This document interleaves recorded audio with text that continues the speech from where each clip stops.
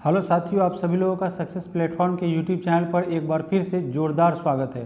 साथियों, इस सेशन में हम लोग नेशनल में मूवमेंट जो है राष्ट्रीय आंदोलन, उससे संबंधित महत्वपूर्ण एमसीक्यू को जल्दी से जल्दी कवर करेंगे क्विक रिवीजन के साथ। तो चलिए इस सेशन की शुरुआत करते हैं पहले प्रश्न के साथ। पहला प्रश्न साथियों, भारतीय स्वतंत्रता के लिए फांसी पाने वाले प्रथम रिकॉर्डेड मुस्लिम कौन थे? तो साथियों, यह जो थे व्यक्ति अशफाक उल्लाह खां, जिनका जो वह पहले व्यक्ति हुए जिन्होंने एक मुस्लिम होते हुए फांसी का फंदा झूला था। पहले रिकॉर्डेड मुस्लिम हुआ करते थे अशफाक उल्लाह खां। अगला प्रश्न, प्रश्न संख्या 2, 1909 के इंडियन काउंसिल एक्ट में किस बात की व्यवस्था की गई थी?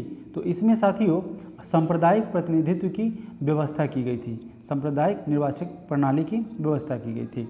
प्रश्न संख्या 3, प्रश्न संख्या 3 में पूछा गया है कि किस वर्ष भारत की राजधानी कलकत्ता से दिल्ली स्थानांतरित की गई थी? तो यह इसका स्थानांतरण वैसे तो 1911 में इसका घोषणा हुआ था, पर यह लागू जो है यानी कि 1912 में इसकी राजधानी कलकत्ता से दिल्ली स्थानांतरित कर दिया गया। प्रश्न संख्या 4, प्रश्न संख्या 4 में पूछा गया है कि मार्लो मिंटो सुधार बिल किस वर्ष पारित किया गया?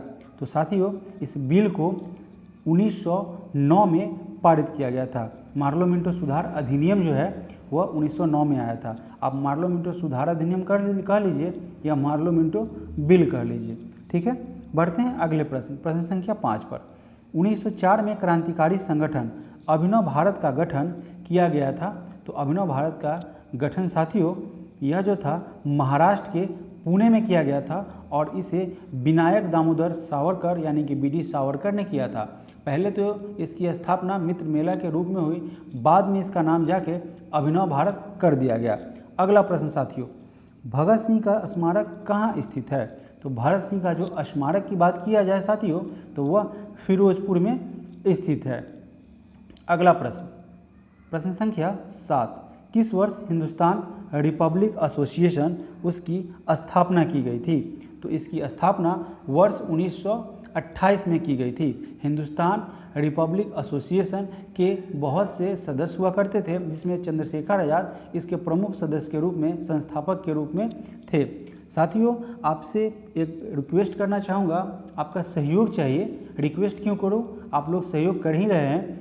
तो अगर मेरा वीडियो आपको अच्छा लग रहा है, समझ में आ रहा है, क्योंकि यहाँ पे वही चीज़ आपको करवाया जाएगा जो एग्जामिनेशन पॉइंट ऑफ व्यू से महत्वपूर्ण होंगे। तो आप इस सेशन को जोरदार तरीके से लाइक करें, शेयर करें और जो नए व्यूअर हैं वो सब्सक्राइब करें। यहाँ से बिहार एसएससी 12,199 पोस्ट और बिहार एसआई 1275 को कंप्लीट कराया जाएगा। सारे सिलेबस को कंप्लीट किया जाए, चाहे वो करेंट अफेयर्स हो, हिस्ट्री हो, पॉलिटी हो, इकोनॉमिक हो, उसके बाद बिहार स्पेशल हो, चाहे मैथमेटिक्स का क्वेश्चन हो, वो सारे क्वेश्चन को यहाँ पे सॉल्व कराया जाएगा और मेरे द्वारा ही कराया जाएगा। आप बिल्कुल निश्चिंत रहें और बने रहें। अपने अधिक से अधिक लोगों को, अपने अधिक से अधिक मित्रों को इस चैनल के माध्यम से जरूर जोड़ें।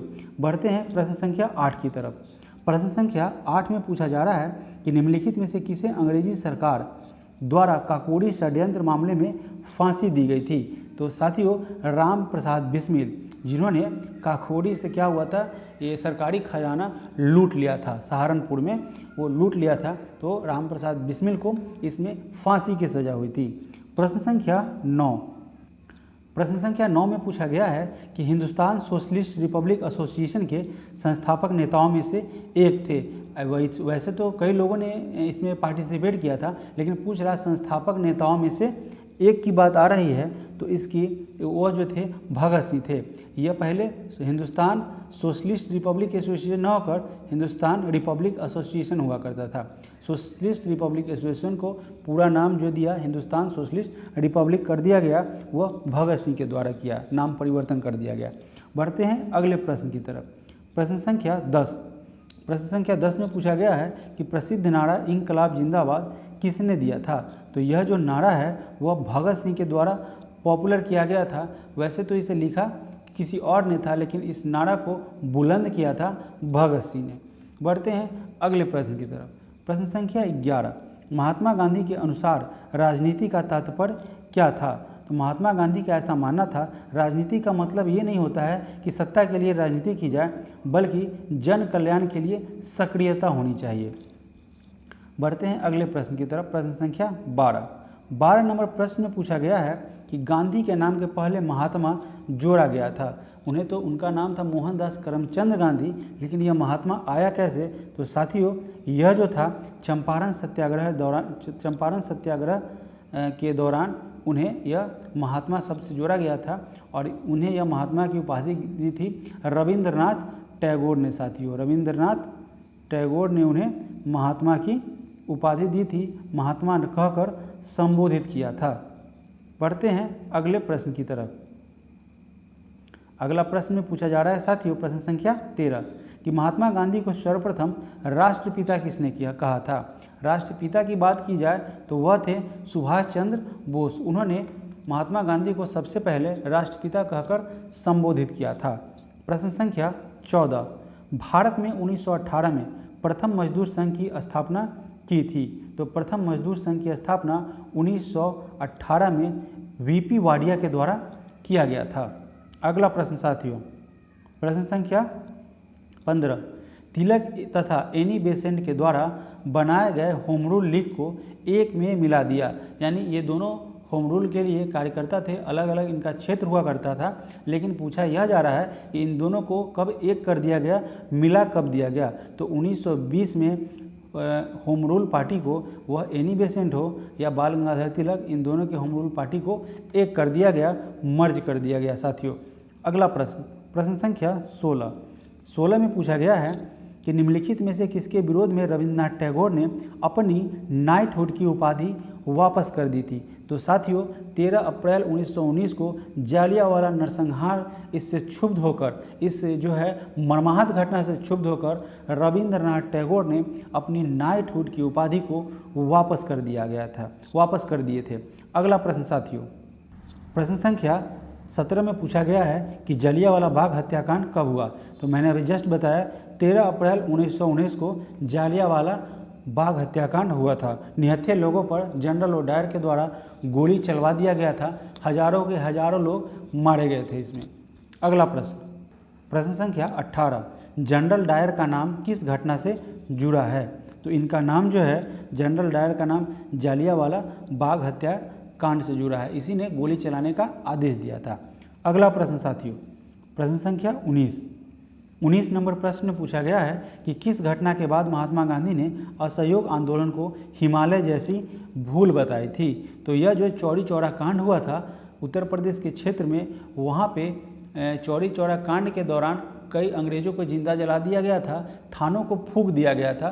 तो इस घटना से क्षुब्ध होकर, इस घटना से परेशान होकर गांधी जी ने को लगा कि यह कहीं एक बहुत बड़ा विस्फोट न हो जाए, बहुत बड़ा आंदोलन न ले ले, बहुत बड़ा क्रांति का रूप न ले ले। इस कारण से उन्होंने असहयोग आंदोलन को वापस ले लिया था और कहा था इस चौरी चौरा कांड को हिमालय जैसी भूल बताई थी। अगला प्रश्न साथियों, प्रश्न संख्या 20 असहयोग आंदोलन के दौरान विदेशी वस्त्रों के जलाए जाने पर किसने महात्मा गांधी को लिखा कि यह एक निष्ठुर बर्बादी है? तो साथियों, यह जो थे रविंद्रनाथ टैगोर ने कहा था कि यह जो आपका क्या बोलते हैं वस्त्र आदि जलाए जा रहे हैं, तो यह क्या है, ये एक निष्ठुर बर्बादी है। ठीक है, ऐसा उन्होंने पत्र लिखा महात्मा गांधी को, रविंद्रनाथ टैगोर ने। अगला प्रश्न, प्रश्न संख्या 21 प्रश्न संख्या 21 में पूछा गया है कि मोतीलाल नेहरू और CR दास के द्वारा 1923 ईस्वी में गठित पार्टी का क्या नाम था? तो यही जब चौरी चौरा कांड से क्षुब्ध होकर गांधी जी ने असहयोग आंदोलन को वापस कर लिया, तब इससे नाराज होकर बहुत सारे लोग नाराज हो गए थे, जनमानस में यह एक नाराज़गी हो गई थी सब। तो उसके बाद उसको फिर से संगठित करने के लिए मोतीलाल नेहरू और चित्तरंजन दास ने आपको स्वराज पार्टी की स्थापना 1923 में की थी। अगला प्रश्न, प्रश्न संख्या 22 में पूछा गया है कि निम्नलिखित में से कौन देशबंधु के नाम से प्रसिद्ध है? तो साथियों, देशबंधु के नाम से चित्तरंजन दास प्रसिद्ध है। आपको यहाँ पे कन्फ्यूजन होगा देशबंधु और दीनबंधु को लेकर। तो देशबंधु चित्तरंजन दास को कहा गया है और दीनबंधु CF एंड्रूज को कहा गया है। तो कन्फ्यूज नहीं होना है, प्रश्नों को सुनिए, आपको याद तो हो ही जाएगा। अगला प्रश्न, प्रश्न संख्या 23 23 नंबर प्रश्न में पूछा जा रहा है, प्रश्न संख्या 23 में, कि 31 दिसंबर 1929 को अर्धरात्रि में भारतीय राष्ट्रध्वज को किसने फहराया था? तो साथियों, यह पंडित जवाहरलाल नेहरू के द्वारा फहराया गया था। प्रश्न संख्या 24 में पूछा गया है कि आचार्य विनोबा भावे किस आंदोलन में भाग लेने के लिए प्रथम बार गिरफ्तार हुए थे? तो इनको सविनय अवज्ञा में भाग लेने के लिए प्रथम बार अरेस्ट किया गया था। इस प्रश्न में आप समझे कि नहीं समझे, मैं फिर से समझाता हूँ कि भाग लेने के लिए अरेस्ट नहीं हुए थे, वो पहली बार इसमें भाग लिए हुए थे, इस कारण से उन्हें अरेस्ट किया गया था। अगला प्रश्न, प्रश्न संख्या 25 में कह रहा है कि द्वितीय गोलमेज सम्मेलन में कांग्रेस का प्रतिनिधित्व किसने किया था? द्वितीय गोलमेज सम्मेलन के परिप्रेक्ष्य में पूछ रहा था, तो वह महात्मा गांधी ने किया और एकमात्र यही गोलमेज सम्मेलन था।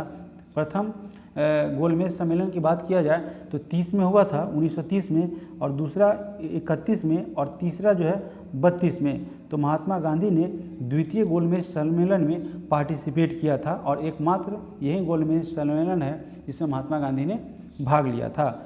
अगला प्रश्न, प्रश्न संख्या 26 साथियों, प्रश्न संख्या 26 में पूछा गया है कि दांडी यात्रा के साथ निम्नलिखित में से क्या प्रारंभ हुआ था? तो दांडी यात्रा जब हुआ था उस समय सविनय अवज्ञा साथ साथ आंदोलन हुआ था। इसी के साथ दांडी यात्रा के साथ सविनय अवज्ञा आंदोलन जुड़ा हुआ है। अगला प्रश्न, प्रश्न संख्या 27, निम्नलिखित में से किसने तीनों गोलमेज सम्मेलनों में भाग लिया था?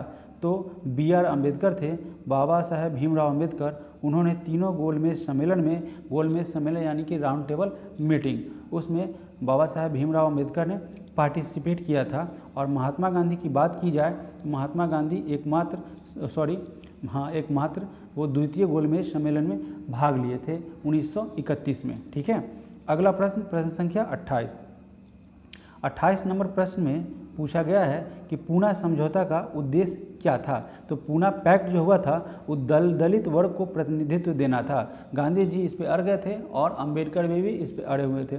जब गांधी जी की तबीयत ज़्यादा बिगड़ गई तो दोनों के मध्य एक समझौता हुआ, जिस समझौता को पूना पैक्ट के नाम से जाना जाता है। और यह समझौता साथियों 1932 में हुआ, पूना में हुआ, इसलिए इसे पूना पैक्ट भी कहा जाता है। तब जाके उन दोनों के बीच जो समझौता हुआ उसमें दलित वर्गों को कुछ हिस्सा या कुछ परसेंटेज या उनका एक अलग थोड़ा रिजर्वेशन दिया गया। बढ़ते हैं अगले प्रश्न की तरफ। प्रश्न संख्या 29 नंबर प्रश्न में पूछा गया है कि मुस्लिम लीग ने भारत के विभाजन की मांग का प्रस्ताव अपने किस अधिवेशन में दिया था? तो यह जो है लाहौर अधिवेशन में दिया गया था। मुस्लिम लीग के द्वारा भारत के विभाजन की मांग के प्रस्ताव को दिया गया था। अगला प्रश्न, प्रश्न संख्या 30। साथियों, अगर आपको यह वीडियो, आपको यह क्लास, आपको यह सेशन अच्छा लग रहा हो तो प्लीज़ अधिक से अधिक शेयर करके अधिक से अधिक लोगों तक इस वीडियो को पहुंचाएं। प्रश्न संख्या 30, किसकी दृष्टि में क्रिप्स प्रस्ताव एक टूटते हुए बैंक के नाम एक उत्तर दिनांकित चेक यानी कि post dated cheque upon a crashing bank था? तो यह स्टेटमेंट महात्मा गांधी के द्वारा दिया गया था साथियों, उन्होंने ही ऐसा कहा था। प्रश्न संख्या 31 नंबर प्रश्न में कह रहा है कि हंटर समिति 1919 से 20 का गठन किया गया था। तो हंटर समिति का गठन कब किया गया था साथियों? यह किया गया था जलियांवाला बाग हत्याकांड की जांच पड़ताल करने के लिए। जलियांवाला बाग हत्याकांड की बात की जाए तो 13 अप्रैल 1919 को नृशंस एक क्या बोलते हैं आपको, बेगुनाह लोग जो बिल्कुल निहत्थे थे उन पर जनरल और डायर के द्वारा गोली चलवा दी गई थी, उनकी नृशंस हत्या कर दी गई थी। इससे बड़ा घटना, बहुत ही बड़ा घटना से क्षुब्ध होकर रविन्द्रनाथ टैगोर ने जो है अपनी नाइटहुड की उपाधि लौटा दी थी। अगला प्रश्न साथियों, प्रश्न संख्या 32 नंबर प्रश्न में कह रहा है कि यह कथन हम भारत को या तो आज़ाद करेंगे या आज़ादी के प्रयास में दिवंगत हो जाएंगे, यह किससे जुड़ा हुआ है? साथियों, यह भारत छोड़ो आंदोलन से जुड़ा हुआ है।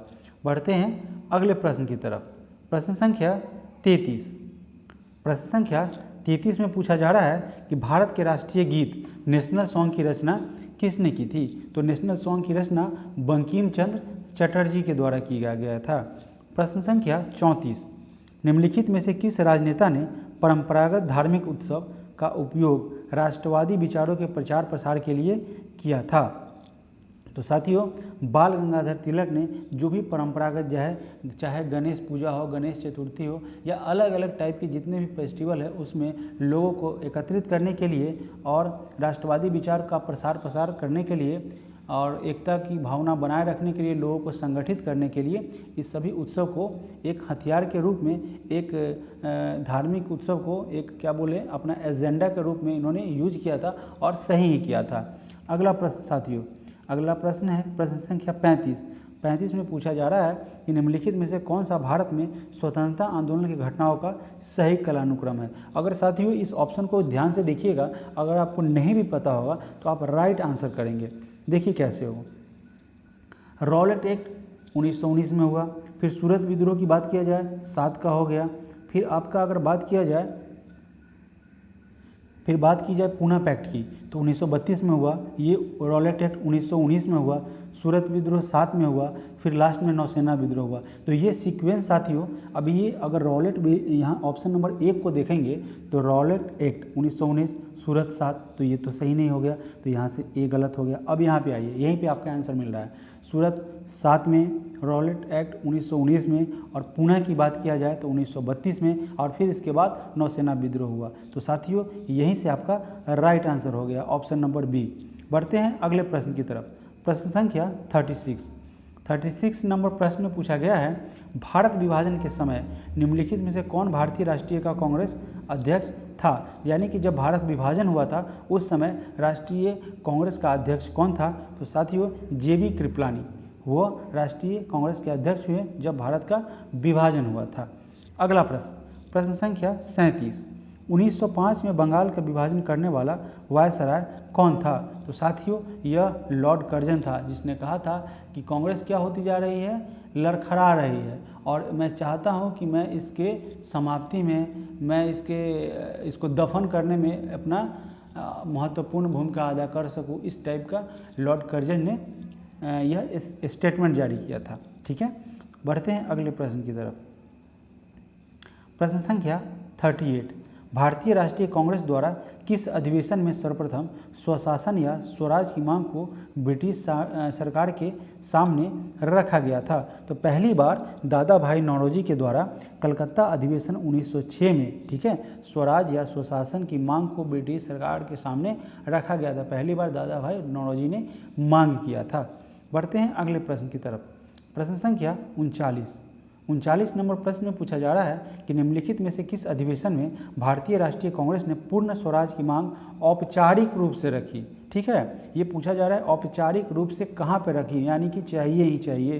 तो यह जो है साथियों लाहौर अधिवेशन में रखा गया, जिसकी अध्यक्षता पंडित जवाहरलाल नेहरू ने की थी। बढ़ते हैं अगले प्रश्न की तरफ। प्रश्न संख्या 40।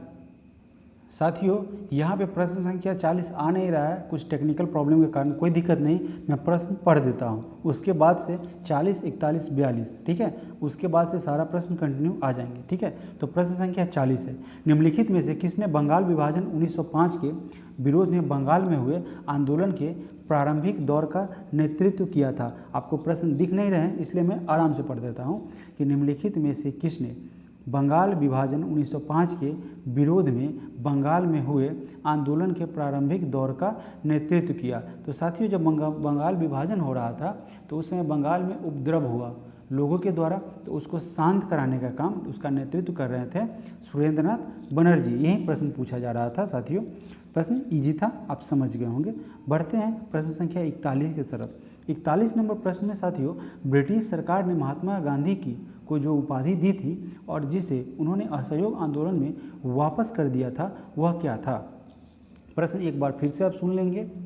ब्रिटिश सरकार ने महात्मा गांधी को जो उपाधि दी और जिस उपाधि को उन्होंने असहयोग आंदोलन के पीरियड में वापस कर दिया वह क्या था, तो वह कैसर हिंद की उपाधि थी। ठीक है, अगले प्रश्न की तरफ बढ़ते हैं। प्रश्न संख्या 42। प्रश्न संख्या 42 में यहाँ पे हल्का सा कटा हुआ है, उसके बाद से प्रश्न कंटिन्यू है 85 तक, तो साथियों बने रहे, सहयोग करें। प्रश्न संख्या अगर बात किया जाए 42 नंबर की बात, तो निम्नलिखित सत्याग्रहों में से किसका नेतृत्व महात्मा गांधी ने नहीं किया था। यहाँ ऑप्शन देख लीजिए, ऑप्शन में दे रखा है भारत छोड़ो आंदोलन, खेरा आंदोलन, सविनय अवज्ञा आंदोलन और बारदोली आंदोलन। तो साथियों आप सभी जानते होंगे कि बारदोली आंदोलन जो है सरदार वल्लभ भाई पटेल के द्वारा इसका नेतृत्व किया गया और सरदार की उपाधि उनको इसी आंदोलन में बारदोली की महिलाओं के द्वारा दिया गया। तो साथियों इसका right answer option number D हो जाएगा। और भारत छोड़ो आंदोलन, सविनय अवज्ञा आंदोलन और खेरा आंदोलन इस सभी का नेतृत्व महात्मा गांधी ने किया था। बढ़ते हैं अगले प्रश्न की तरफ। प्रश्न संख्या 43 नंबर प्रश्न में साथियों पूछा जा रहा है कि भारतीय स्वतंत्रता आंदोलन के दौरान मंजरी सेना और वानर सेना का गठन कब किया गया। तो साथियों सविनय अवज्ञा आंदोलन के दौरान, ठीक है, मंजरी सेना है ना, भारतीय स्वतंत्रता संग्राम का वह कौन सा आंदोलन था, ऐसा प्रश्न पूछ रहा है। तो सविनय अवज्ञा आंदोलन हुआ था आंदोलन जिसके दौरान मंजरी सेना और वानर सेना का गठन किया गया था। प्रश्न संख्या 44 नंबर प्रश्न में पूछा गया है कि निम्नलिखित में से किसको सामान्यतः पंजाब केसरी कहा जाता है। तो पंजाब केसरी के नाम से लाला लाजपत राय को जाना जाता है। अगला प्रश्न संख्या 45 नंबर प्रश्न में पूछा गया है कि अंग्रेजों के द्वारा कलकत्ता के स्थान पर दिल्ली को राजधानी किस वर्ष बना दिया गया। वैसे तो इसे 1911 में किया गया था, लेकिन बनाने की बात की जा रही है ना। देखो यहाँ पे 1911 में है, फिर वहाँ 1912 में, तो बना दिया यहाँ पे, लेकिन स्थानांतरित किया 1912 में।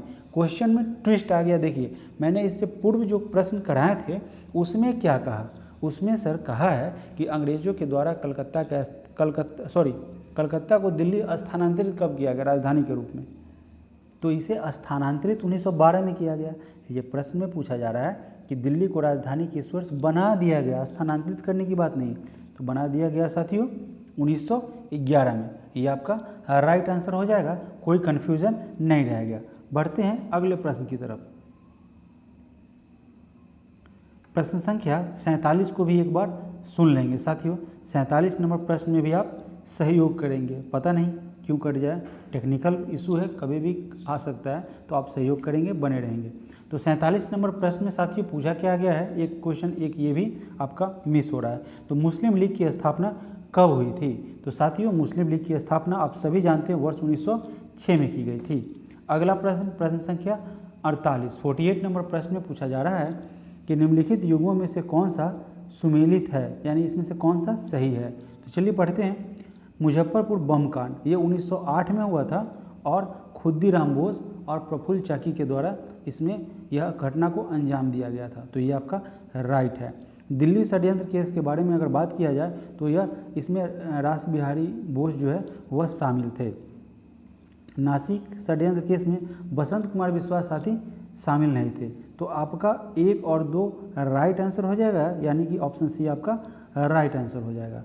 अगला प्रश्न साथियों प्रश्न संख्या 49 नंबर प्रश्न में पूछा गया है कि क्रांतिकारी आतंकवाद की पैरवी करने वाले प्रमुख समाचार पत्र संध्या और युगांतर कहाँ से प्रकाशित होते थे। तो साथियों ये जो है क्रांतिकारी पत्रिका हुआ करती थी और उसकी पैरवी करते थे, यानी उनका सपोर्ट करते थे, उनके बारे में बढ़ चढ़ कर लिखते थे। तो यह पूछ रहा है कि संध्या और युगांतर इसका प्रकाशन जो है वह कहाँ से होता था। तो इसका प्रकाशन साथियों बंगाल से हुआ करता था। अगला प्रश्न संख्या 50। दक्षिण अफ्रीका में संघर्ष के दौरान महात्मा गांधी के द्वारा निम्नलिखित में से कौन सा समाचार पत्र शुरू किया गया था। तो यह जो है इंडियन ओपिनियन नाम का एक पत्रिका, जो कि महात्मा गांधी के द्वारा जब वो दक्षिण अफ्रीका में प्रवास कर रहे थे उसी दौरान यह पत्रिका समाचार पत्र शुरू किया गया था। अगला प्रश्न संख्या 51। गांधी जी का चंपारण सत्याग्रह किनकी समस्याओं के समाधान से संबंधित था। तो यह जो था यह बिहार के नील उत्पादक किसानों से संबंधित यह आंदोलन था। और चंपारण सत्याग्रह की तरफ चंपारण में क्या बोलते हैं, जो लोग त्रस्त थे तिनकठिया प्रणाली से, ठीक है, जिसमें खेती करना, नील की खेती करना अनिवार्य कर दिया गया था अंग्रेजों के द्वारा। तो उसकी ओर गांधी जी का ध्यान राजकुमार शुक्ल ने महात्मा गांधी का ध्यान खींचा था उनसे आग्रह किया था, अनुरोध किया था कि आप चंपारण आए और यहाँ की दशा को देखें और आप ही इसको रोक सकते हैं, आप ही यहाँ पे इसमें सुधार कर सकते हैं। ठीक है, बढ़ते हैं अगले प्रश्न की तरफ। प्रश्न संख्या 52, अंग्रेजी राज का कच्चा जो है चिट्ठा वह संबंधित है। तो यह अंग्रेजी राज का कच्चा चिट्ठा किससे संबंधित है साथियों? तो यह जो है गदर आंदोलन से संबंधित है। आपको डिस्कस करके मेंस में अच्छी तरीके से पढ़ाएंगे। फिलहाल इसका आंसर गदर आंदोलन है। अगर आपको प्रश्न में आए कच्चा चिट्ठा जो है अंग्रेजी राज का कच्चा चिट्ठा, वो डायरेक्ट प्रश्न आता है तो आप गदर आंदोलन से इसका संबंध करेंगे। अगला प्रश्न साथियों, प्रश्न संख्या 53 नंबर प्रश्न में पूछा गया है कि फिनिक्स फॉर्म की स्थापना निम्नलिखित में से किसके द्वारा की गई थी? तो यह फिनिक्स फॉर्म थी वह महात्मा गांधी के द्वारा साउथ अफ्रीका में किया गया था इसका स्थापना। बढ़ते हैं अगले प्रश्न की तरफ। प्रश्न संख्या 54, निम्नलिखित घटनाओं पर विचार कीजिए। तो ये जो बंगाल विभाजन दे रखा है और कांग्रेस कलकत्ता अधिवेशन दिया हुआ है, कांग्रेस का सूरत अधिवेशन दिया हुआ है, विभाजन स्वदेशी आंदोलन। अब ये पूछा जा रहा है कि उपयुक्त जो ये घटना है उसका सही कालानुक्रम क्या है, यानी कि ऑर्डर वे में इसको आपको अरेंज करना है। ठीक है, तो पढ़ते हैं साथियों। ठीक है, देखते हैं कौन सा राइट आपका आंसर हो जाएगा। तो सबसे पहले अगर बात की जाए साथियों तो वह जो है स्वदेशी आंदोलन हुआ था। फिर उसके बाद जो है साथियों बंगाल विभाजन 1905 हुआ था। फिर उसके बाद अगर बात किया जाए तो साथियों कांग्रेस का कलकत्ता अधिवेशन हुआ था 6 में और फिर सूरत विभाजन 7 में हुआ था। तो यहाँ पे आपका राइट सीक्वेंस साथियों 4, 1, 2 और 3 होता है। तो ऑप्शन नंबर ये ए में दे रखा है, ये आपका राइट आंसर हो जाएगा। अगला प्रश्न साथियों, प्रश्न संख्या 55, 13 अप्रैल 1919 को अमृतसर के जालियांवाला बाग में किस कारण से भीड़ एकत्रित हुई थी? आखिर क्यों एकत्र हुई थी? जालियांवाला यह बाग था, वहाँ पे क्यों एकत्रित हुई थी भीड़? तो साथियों यहाँ के एक क्या बोलते थे आंदोलनकारी, एक राजनीतिक जो थे स्वतंत्रता सेनानी डॉक्टर सैफुद्दीन किचलू और डॉक्टर सत्यपाल की गिरफ्तारी कर ली गई थी। इसी के विरोध में यहाँ जुलूस निकाला गया था, प्रदर्शन किया था, यहाँ पे लोग इकट्ठे हुए थे। बढ़ते हैं अगले प्रश्न की तरफ। प्रश्न संख्या 56, प्रश्न संख्या 56 में पूछा जा रहा है कि निम्नलिखित में से किसने कांग्रेस में समाजवादी दृष्टिकोण का प्रतिनिधित्व किया? तो कांग्रेस में समाजवादी दृष्टिकोण का प्रतिनिधित्व की बात किया जाए तो यह नरेंद्र देव के द्वारा किया गया था साथियों। अगला प्रश्न, प्रश्न संख्या 57 में प्रश्न पूछा गया है कि सूची 1 है, सूची 2 है, एक व्यक्ति से संबंधित है और उस व्यक्ति के द्वारा राजनीतिक दल से संबंधित है। आपको राइट मैच करना है साथियों। ठीक है, आपको सही सही मैच करना है, सही सही आपको मैच करना है। चलिए मैच करते हैं, प्रयास करते हैं, समझते हैं कि कह क्या रहा है। तो पहला है B.R. अम्बेडकर। साथियों B.R. अम्बेडकर के बारे में बात की जाए तो उन्होंने इंडियन लेबर पार्टी का गठन किया था, उसके सदस्य थे राजनीतिक दल। तो इनका संबंध इंडियन इंडिपेंडेंट लेबर पार्टी से हो जाएगा, यानी कि A का 4। यहाँ पे ऑप्शन नंबर साथियों A का 4 हो गया, तो ये D और C आपका एलिमिनेट हो जाएगा। अगला देखते हैं सिकंदर हयात खान। तो सिकंदर हयात खान तो जो था साथियों वह यूनियनिस्ट पार्टी से था, यानी कि B का 3। यहाँ पे ये भी कट गया, ये आपका राइट आंसर हो गया। फिर भी हम आगे देखते हैं, अगर आपको नहीं याद है तो कोई दिक्कत नहीं है, समझेंगे हम। इससे पहले भी पिछले सेशन में मैंने बताया था कि अगर आपको 4 पॉइंट में से 2 पॉइंट भी अगर याद हो तो आप आराम से उसको एलिमिनेट करके आंसर ला सकते हैं, सही आंसर तक आप पहुंच सकते हैं। घबराने जैसी कोई बात नहीं है, ज़रूरी नहीं है कि आपको चारों के चारों फैक्ट याद हो, और याद रखेंगे तो और बेहतर है। ठीक है, यहाँ पे फजलुल हक की बात की जाए तो वह कृषक प्रजा पार्टी से संबंध है इनका, और अंतिम जो है खली कुजमा जो कि पाकिस्तान मुस्लिम लीग से इनका संबंध था। ठीक है साथियों, बढ़ते हैं अगले प्रश्न की तरफ। प्रश्न संख्या 58 में पूछा गया है कि नेहरू रिपोर्ट तैयार करने वाली कमेटी के सदस्यों में शामिल थे। तो उसमें जो नेहरू रिपोर्ट तैयार की जा रही थी उस कमेटी में कौन कौन लोग शामिल थे? तो साथियों उसमें तेज बहादुर सप्रू थे, सुभाष चंद्र बोस शामिल थे, अली इमाम थे, लेकिन एनी बेसेंट नहीं उसमें शामिल थे, यानी कि 1, 2, 4 आपका राइट आंसर हो जाएगा। बढ़ते हैं अगले प्रश्न पर। प्रश्न संख्या 59, निम्नलिखित में से किसने भारतीय होम रूल लीग का शुभारंभ किया था? तो यह भारतीय होम रूल का शुभारंभ जो है वह बाल गंगाधर तिलक के द्वारा किया गया था। प्रश्न संख्या 60, सुभाष चंद्र बोस ने निम्नलिखित में से, ठीक है, किस देश में आज़ाद हिंद रेडियो का प्रचालन किया था या आज़ाद हिंद रेडियो को शुरू किया था? तो सुभाष चंद्र बोस के द्वारा जर्मनी में आज़ाद हिंद रेडियो की शुरुआत की गई थी। अगला प्रश्न, प्रश्न संख्या 61 नंबर प्रश्न में पूछा गया है कि भारतीय स्वतंत्रता संग्राम के दौरान गोलमेज सम्मेलन के रूप में जानी जाने वाली बैठकों की श्रृंखला मुख्यतः किस पर चर्चा के लिए आयोजित की गई थी? तो इसका आयोजन मुख्यतः स्वतंत्रता को मंजूरी प्रदान करने के लिए इस गोलमेज सम्मेलन यानी कि राउंड टेबल मीटिंग की बैठक आयोजित की गई थी। कहाँ में? लंदन में साथियों। अगला प्रश्न, प्रश्न संख्या 62, फिर से यहाँ पे 2 सूची दे रखा है, एक अधिनियम घटना से और उसका वर्ष पूछा जा रहा है साथियों, ठीक है। तो हम इस चीज़ों को फिर से समझेंगे और इसका आंसर ढूंढने की प्रयास करेंगे, वहीं 1 या 2 फैक्ट से। चलिए देखते हैं। रॉलेट एक्ट 1919 होगा, यानी कि A का 4 हो जाएगा। आसान है साथियों। अब देखिए A का 4 कहाँ कहाँ दे रखा है। A का 4 साथियों यहाँ पे A में दे रखा है ऑप्शन नंबर, और ऑप्शन नंबर C, A का 4 इसी में शुरुआत हो रही है, तो ये आपका 2 एलिमिनेट होगा। अगर मान लीजिए फिर आपको आगे नहीं याद है, ठीक है, द्वितीय गोलमेज सम्मेलन आपको याद है कि 1930 में पहला हुआ, 31 में दूसरा हुआ, 32 में तीसरा हुआ। तो 31 द्वितीय गोलमेज सम्मेलन को यहाँ पे 2 से मैच करेंगे, यानी कि D का 2 हो जाएगा। अब बताइए साथियों D का 2 कहाँ है? ऑप्शन नंबर A में। अगर आपको मैंने बोला था कि आपको 4 में से अगर 2 फैक्ट हो गए या तो आंसर तक आप पहुंच सकते हैं। रेयर ऑफ रेयर ऐसा होता है कि आपको सारे के सारे फैक्ट याद होने ही चाहिए, अगर हो तो बहुत ही अच्छी बात है। बढ़ते हैं साथी अगले प्रश्न की तरफ। अगला प्रश्न में पूछा गया है कि दक्षिण भारत के 4 भाषाई क्षेत्रों में से कौन सा असहयोग आंदोलन 1921 से 22 में अप्रभावित रहा, यानी कि ऐसा क्षेत्र जो 1921 से 22 आंदोलन से अप्रभावित रहा है, तो वह साथियों वह क्षेत्र कर्नाटक था। अगला प्रश्न, प्रश्न संख्या 64 में पूछा गया है कि गांधी जी को किसने इस बात के लिए राजी किया कि नमक सत्याग्रह को पुरुषों तक सीमित न रखा जाए? तो ऐसा रिक्वेस्ट जो है साथियों कमला देवी चट्टोपाध्याय के द्वारा गांधी जी से किया गया था। अगला प्रश्न, भारत की स्वतंत्रता के समय ब्रिटेन का प्रधानमंत्री कौन था? तो साथियों जब भारत स्वतंत्र हुआ था उस समय ब्रिटेन का प्रधानमंत्री क्लीमेंट एटली हुआ करता था।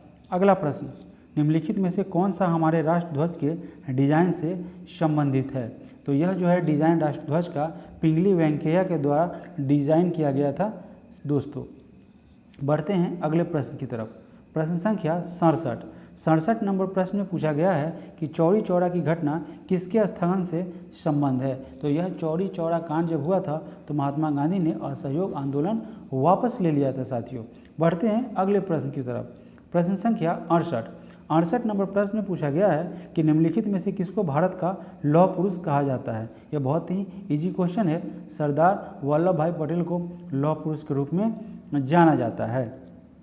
अगला प्रश्न साथियों, दांडी मार्च किससे संबंधित है? तो दांडी मार्च का संबंध सविनय अवज्ञा आंदोलन से है। यह पिछले प्रश्न में भी मैंने करा रखा है। अगला प्रश्न साथियों आ रहा है कि हिंदू महासभा की स्थापना किस वर्ष की गई थी? हिंदू महासभा की स्थापना दोस्तों 1915 में की गई थी और यह परीक्षा के दृष्टिकोण से महत्वपूर्ण है, आप इसे याद रख लेंगे। अगला प्रश्न, पाकिस्तान शब्द का प्रयोग सर्वप्रथम किसने किया था? तो चौधरी रहमत अली था जिसने सबसे पहले पाकिस्तान शब्द का प्रयोग किया था साथियों। बढ़ते हैं अगले प्रश्न की तरफ। अगला प्रश्न में पूछा गया है कि 1930 में किसने इंडियन रिपब्लिक आर्मी के नाम पर स्वाधीनता की उद्घोषणा की थी? तो यह जो है सूर्यसेन सेन जो है, जिसे मास्टर दा के नाम से भी जाना जाता है, उसने इंडियन रिपब्लिक आर्मी के नाम पर स्वाधीनता की घोषणा की थी। अगला प्रश्न, मुस्लिम लीग द्वारा एक प्रस्ताव पास कर पृथक मुस्लिम राष्ट्र की मांग कब की गई थी? तो ऐसा मांग जो है उनके द्वारा वर्ष 1940 के दरमियान किया गया था। पृथक मुस्लिम राष्ट्र की मांग किया गया था। अगला प्रश्न, प्रश्न संख्या 74 नंबर प्रश्न में पहुंच ही गए हैं साथियों, और यह सेशन कुछ प्रश्नों के बाद समाप्त भी हो जाएगा। और आपसे मैं अनुरोध कर ही रहा हूं कि इस चैनल को अधिक से अधिक शेयर करें और सब्सक्राइब करें। जो सब्सक्राइब वो लोग करें जो लोग नए व्यूअर हैं, और जो लोग नए व्यूअर हैं वो मेरे और सब्सक्राइबर को बढ़ाने में, उन लोगों तक इस सेशन, महत्वपूर्ण सेशन को पहुंचाने में मदद करेंगे। साथियों, एक और मैं घोषणा करना चाहता हूं कि जे मॉडर्न हिस्ट्री एक क्लास के बाद संपन्न होने वाली है। उसके बाद एनसीईआरटी के संपूर्ण बायोलॉजी सेक्शन को एक ही क्लास के माध्यम से मैं कवर करूंगा। तो एक ही क्लास में संपूर्ण बायोलॉजी एनसीईआरटी एमसीक्यू को कवर किया जाएगा। प्रश्न संख्या 74 पे आते हैं। 74 नंबर प्रश्न में पूछा गया है कि मुस्लिम लीग ने प्रत्यक्ष कार्यवाही दिवस कब मनाया। मुस्लिम दिवस के द्वारा प्रत्यक्ष कार्यवाही दिवस 16 अगस्त 1946 को मनाया गया था। अगला प्रश्न, भारत में कम्युनिस्ट पार्टी की स्थापना किस वर्ष हुई थी। तो यह भारत में कम्युनिस्ट पार्टी की स्थापना वर्ष 1925 में की गई थी साथियों। प्रश्न संख्या 76, सुरेंद्र नाथ बनर्जी के नेतृत्व में इंडियन लिबरल एसोसिएशन की स्थापना की गई। इस संगठन की स्थापना किस घटना से संबंधित है। तो इसका संबंध जो है साथियों, उसका मॉन्टेग्यू चेम्सफोर्ड सुधार के प्रस्ताव से संबंधित है। किसका संबंध है? यह जो है सुरेंद्र नाथ बनर्जी के नेतृत्व में इंडियन लिबरल एसोसिएशन जो है उसका संबंध। ठीक है, बढ़ते हैं अगले प्रश्न की तरफ। प्रश्न संख्या 77 नंबर प्रश्न में पूछा गया है कि निम्नलिखित घटनाओं पर विचार कीजिए तथा नीचे दिए गए कूट से उनको सही कालानुक्रम ज्ञात कीजिए। अब फिर से यहाँ पे आपको मैच करना है कि सीक्वेंस में क्या हुआ। अब ये बताइए कि पहले रॉलेट एक्ट हुआ कि चौरी चौरा कांड हुआ, स्वराज पार्टी का गठन हुआ कि असहयोग हुआ। अब ये तो बताइए साथियों, मैं आपसे आराम से पूछ रहा हूँ, स्वराज पार्टी का गठन कब किया गया? जब गांधी जी ने असहयोग आंदोलन वापस ले लिया। तो चौरी चौरा कांड हुआ होगा, तब असहयोग आंदोलन वापस लिया होगा, तब स्वराज पार्टी का गठन हुआ होगा। ठीक है, अब समझते हैं, इजीली समझ लेते हैं, बहुत बड़ा टेंशन की बात नहीं है। ठीक है, तो ये सबसे पहले क्या हुआ, असहयोग आंदोलन गांधी जी किए थे। ठीक है, उसके बाद चौरी चौरा कांड हो गई, तब फिर क्या हुआ था, स्वराज पार्टी का गठन किया गया था। यानी कि 2, 3, 4 तो आपका सीक्वेंस में है। और उससे पहले साथियों क्या रॉलेट एक्ट हुआ था? आप याद रखेंगे, हुआ था कि नहीं? नहीं साथियों, मैं आपको राइट आंसर तक पहुंचाता हूं। देखिए, सबसे पहले बात किया जाए तो सबसे पहले असहयोग आंदोलन हुआ था। ठीक है, असहयोग आंदोलन गांधी जी के द्वारा किया गया था। ठीक है, यानी कि सबसे पहले असहयोग आंदोलन हुआ। फिर बात किया जाए तो चौरी चौरा कांड हुआ। चौरी चौरा कांड जब हुआ तो गांधी जी ने असहयोग आंदोलन वापस ले लिया। जब वापस ले लिया तो मोतीलाल नेहरू और चित्तरंजन दास के द्वारा स्वराज पार्टी का गठन किया गया। ठीक है, और इसके बाद साथियों 1919 में रॉलेट सत्याग्रह हुआ था। ठीक है, यानी कि 2, 1, 3, 4 आपका सॉरी ये आपका सीक्वेंस बना था, लेकिन यहाँ पे इसके बीच में रॉलेट एक्ट भी आ गया था। ठीक है, तो 2, 3, 4 तो आपका राइट सीक्वेंस बना था, उसके बीच में एक ये आपका रॉलेट एक्ट था 1919। ठीक है, तो ये आपका नहीं होगा साथियों, 2, 1, 3, 4 आपका राइट आंसर हो जाएगा, ऑप्शन नंबर सी। बढ़ते हैं अगले प्रश्न की तरफ। प्रश्न संख्या 78, बिपिन चंद्र पाल के बारे में निम्नलिखित कथनों में से कौन सा सही है। तो यह जो है वे कांग्रेस के गरम दल से संबंधित थे। लाल लाजपत राय, बिपिन चंद्र पाल, बाल गंगाधर तिलक, ये तीनों गरम दल के थे। तो ऑप्शन नंबर बी हो जाएगा कि वे कांग्रेस के गरम दल के से संबंध था इनका। अगला प्रश्न साथियों, प्रश्न संख्या 79 में पूछा जा रहा है कि 1939 में सुभाष चंद्र बोस और उनके वामपंथी समर्थकों के द्वारा किस संगठन की स्थापना की गई। तो साथियों इसके बाद जो है फॉरवर्ड ब्लॉक की स्थापना सुभाष चंद्र बोस के द्वारा किया गया था। अगला प्रश्न, प्रश्न संख्या 80 में निम्नलिखित में से किस आंदोलन के दौरान सर्वप्रथम वंदे मातरम का व्यापक स्तर पर प्रयोग किया गया था। तो वंदे मातरम का सबसे ज़्यादा स्वदेशी आंदोलन के दौरान यूज किया था, इस नारे का प्रयोग किया गया था। अगला प्रश्न, प्रश्न संख्या 81, विभाजन विरोधी आंदोलन स्वदेशी आंदोलन के दौरान किसने राजनीतिक स्वतंत्रता किसी राष्ट्र की प्राणवायु है इसका नारा दिया था? तो यह स्टेटमेंट अरबिंदो घोष के द्वारा दिया गया था कि राजनीतिक स्वतंत्रता किसी भी राष्ट्र की प्राणवायु है। ठीक है, अगला प्रश्न साथियों, प्रश्न संख्या 82 नंबर प्रश्न में पूछा गया है कि निम्न में से किसने अपनी रचनाओं में विभाजन के बारे में नहीं लिखा है? तो यह जो है बंकिम चंद्र चट्टोपाध्याय ने जितनी भी रचनाएं की हैं उसमें विभाजन के बारे में उन्होंने नहीं लिखा है। अगला प्रश्न, प्रश्न संख्या 83 नंबर प्रश्न में पूछ रहा है कि निम्नलिखित में से कौन हिंदुस्तान सोशलिस्ट रिपब्लिक एसोसिएशन से संबंध थे? तो साथियों, यह भगत सिंह ने इसकी स्थापना की थी। इसकी स्थापना हिंदुस्तान रिपब्लिक एसोसिएशन के नाम से ये चंद्रशेखर आज़ाद ने की थी। इसका नाम बदल के हिंदुस्तान सोशलिस्ट को ऐड किया था, सोशलिस्ट वर्ड को Hindustan socialist Republic association Bhagat Singh के द्वारा किया गया था। अगला प्रश्न, प्रश्न संख्या 84 नंबर प्रश्न में पूछा गया है कि भारत छोड़ो आंदोलन की एक मुख्य विशेषता निम्नलिखित में से कौन सी है? तो इसकी सर्वप्रमुख एक मुख्य विशेषता के बारे में पूछा जा रहा है ना। तो सर्वप्रमुख विशेषता है कि भारत के विभिन्न भागों में यह समानांतर सरकारों के उदाहरण के रूप में चिन्हित था, यानी कि सारे जगह अंग्रेज एक ही तरीके का शासन कर रहे थे, निर्दयतापूर्ण, और किसी के प्रति उनकी सहानुभूति नहीं थी, ऐसा लोगों को पता था। बढ़ते हैं अगले प्रश्न की तरफ, और यह इस सेशन का अंतिम प्रश्न है। तो अधिक से अधिक आप शेयर कर दिए होंगे, लाइक भी कर दिए होंगे, तो आप सभी लोगों को धन्यवाद करते हुए इस प्रश्न को मैं पढ़ता हूं, अंतिम प्रश्न को। प्रश्न संख्या 85 में पूछा गया है कि कैबिनेट मिशन प्लान ने भारत के लिए निम्नलिखित में से किस पर विचार किया? तो यह विचार किया गया था महासंघ के लिए कैबिनेट मिशन प्लान के तहत। तो साथियों, मिलते हैं अगले वीडियो में। उस वीडियो में मॉडर्न हिस्ट्री के कुछ और महत्वपूर्ण प्रश्न होंगे। वह मॉडर्न हिस्ट्री का अंतिम वीडियो होगा एनसीईआरटी के परिप्रेक्ष्य में। उसके बाद संपूर्ण क्या करेंगे, ये मॉडर्न हिस्ट्री का एमसीक्यू लेके आएंगे। ठीक है, वो कंप्लीट रहेगा, जो कि एक मैराथन के रूप में होगा। और फिर उसके बाद में एनसीईआरटी बायोलॉजी का महा मैराथन एमसीक्यू चलेगा, जिसमें एक ही वीडियो में संपूर्ण बायोलॉजी को एमसीक्यू के माध्यम से कवर कर लिया जाएगा। तो साथियों, आप सभी लोगों का सहयोग चाहिए, और बने रहने के लिए बहुत बहुत धन्यवाद।